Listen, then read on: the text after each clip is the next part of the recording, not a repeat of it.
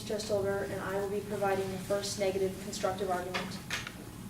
Our claim is that animal testing in medical research is entirely necessary and cannot be banned because animal testing is necessary to ensure the safety of the human consumer of products and procedures.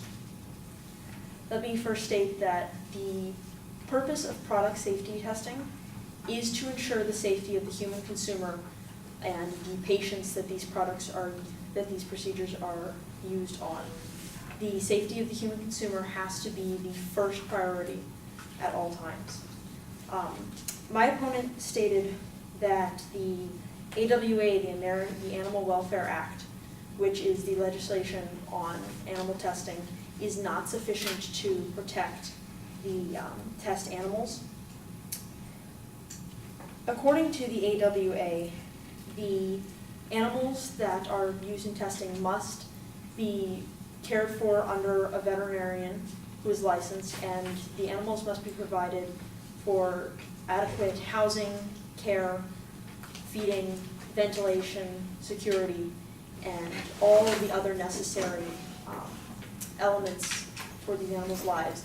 They are entirely cared for under the AWA, and the AWA specifies that they must not undergo any unnecessary suffering.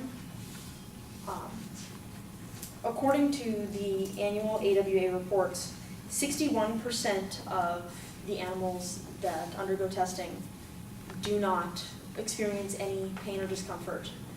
31% of the test animals that would experience pain or discomfort are able to have that alleviated with anesthesia.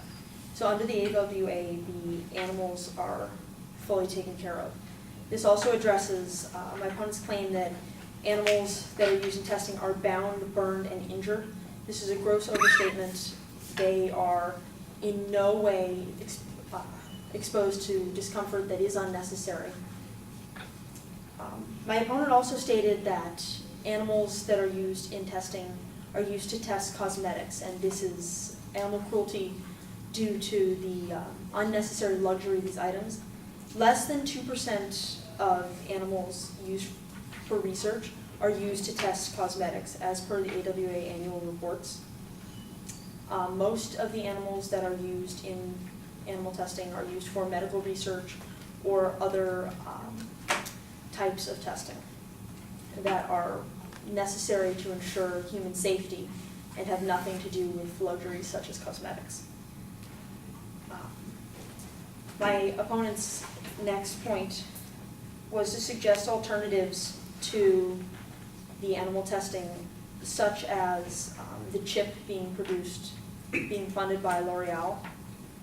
While these technological advances are always welcome and in many situations are used in place of animal testing, at this time there is not the ability due to technology to completely eliminate animal testing. As technology advances, animal testing has become more and more restricted, but with the technological advances we have now, a complete ban on animal testing would be infeasible because chips such as the one being funded by L'Oreal, they cannot produce them fast enough to replace all of the animals that are used in testing, and the excessive cost of creating the chips would prevent certain necessary researches and discoveries from being made.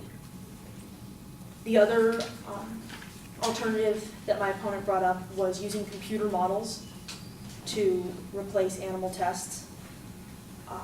My opponent mentioned the computer model test that was taken alongside the live pig test.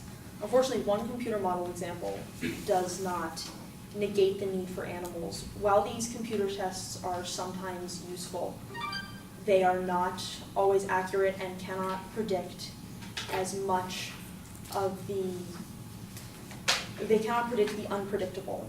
My partner Michelle will go into this later to explain entirely why these are not feasible. And lastly, my opponent brought up the possibility of protecting the animals from cruel treatment by using human test subjects instead. As you might imagine, human test subjects to protect animals faces a whole nother moral issue, which I will address in my rebuttal.